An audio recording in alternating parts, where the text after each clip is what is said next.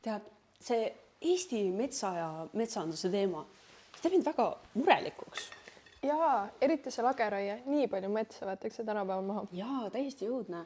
Nagu vähemalt nad teevad seda püsimetsandust. Jaa. Aga mida sa siin õpid? Ma õpin hetkel geograafiat. Aga kas seal on mingi vastus sellele, et mis 50 aasta pärast võib juhtuda? Tead, ma üritangi seda välja mõelda, aga homme on kontrolltöö kahju, ühtegi vastust ei ole veel leidnud. Aga just peaks hakkama ju mälumäng. Äkki seal on vastus meie küsimustele? Vist ongi praegu metsa teema. Vaatame. Pane peale. No vaatame siis järgi.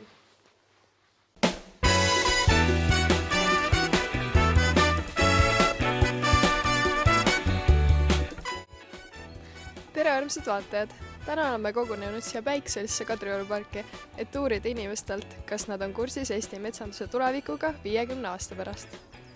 Mida tähendab metsanduse kontekstis mõiste püsimetsandus, mis kogub tulevikus üha enam poolehoidu? Variant A. Ainult okaspuude istutamine pärast raiet. Variant B. Metsamajandamise viis ilma lageraideta, säilitades pideva metsapalge. Või variant C. Metsa kasvatamine ainult küttepuidu saamiseks. Ma arvan, et variant siis B, see teine. See teine variant. Jaa, aitäh, väga õige. Kuidas nimetatakse metsa pakutavaid mittemateriaalseid hüvesid nagu puhkus, vaimne tervis ja esteetiline nauding? Variant A. Varustusteenused. Variant B. Toetavad teenused. Variant C. Kultuurilised ökosüsteemi teenused. Ma ei oska neist ühtegi valida. Ma tean seda vastust, see on see. Ma arvan, et see on pigem A. Täiesti kindel. Midagi sinna A poole. Ei, ma ei tea. No me kohe näeme. C pigem. Jaa, väga õige. Super, aitäh teile. Millist rolli mängib puidu kasutamine ehituses, näiteks puidust kõrghooned kliimamuutuste leevendamisel? Variant A. Puitkonstruktsioonid jahutavad linnaõhku. Variant B. Puidust ehitamine suurendab atmosfääri CO2 taset. Või variant C. Puit talletab süsinikku kogu hoone eluea jooksul. Viimane. Kolmas. Jaa, väga õige. Suur aitäh teile.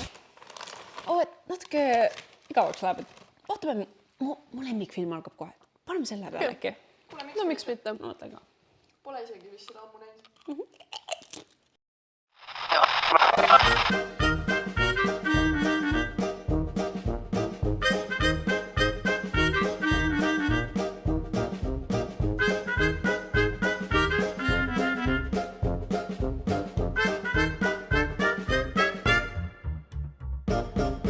Kuulge, nad tunduvad jumala tuttavad näitlejad. Kas te ei arva? Ma ei tea. Kas ei ole neid kuskil neid? Ma vist ei ole ka. No kuule, võib-olla on mingid kuulsused, kes seda. Ma mõtlen, Tänapäeval nii palju. tõesti täpselt on.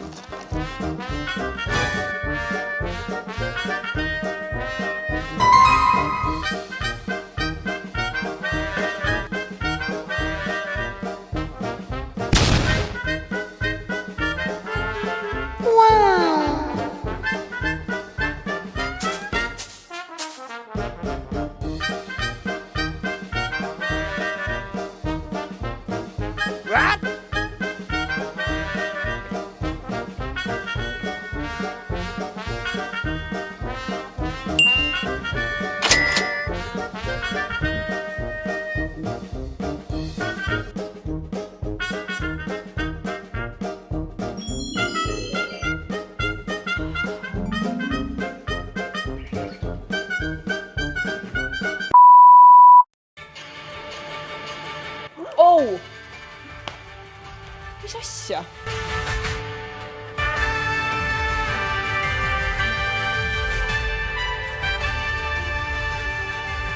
Tere õhtust! Aktuaalne kaamera alustab. Tänases saates räägime Eesti metsast ja metsandusest 50 aasta vaates ja kuidas see meid mõjutada võib. Järgmise 50 aasta jooksul võivad Eesti mets ja metsandus suures osas muutuda. Tehnoloogia areng ja kliimamuutused mõjutavad nii loodust kui ka inimeste suhtumist metsandusse.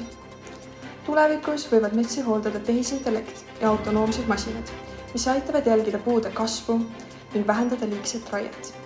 Lageraie asemel võidakse kasutada rohkem püsimetsandust, et hoida metsi loodusrikkamatena ning liigirikkamatena.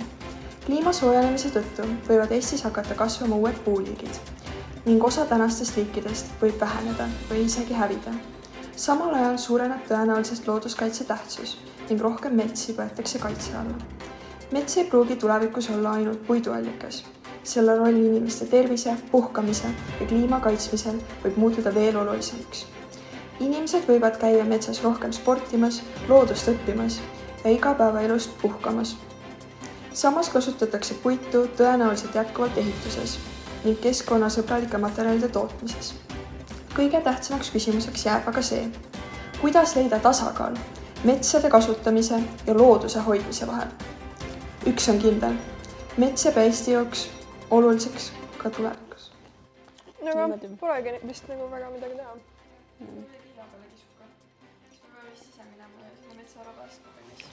Jah, ma arvan ka nagu. Need poliitikud ei oskagi midagi. Jah, vist küll jah. Tunnustasid tere. Korras on. Tehtud. Jumala. Väga hästi.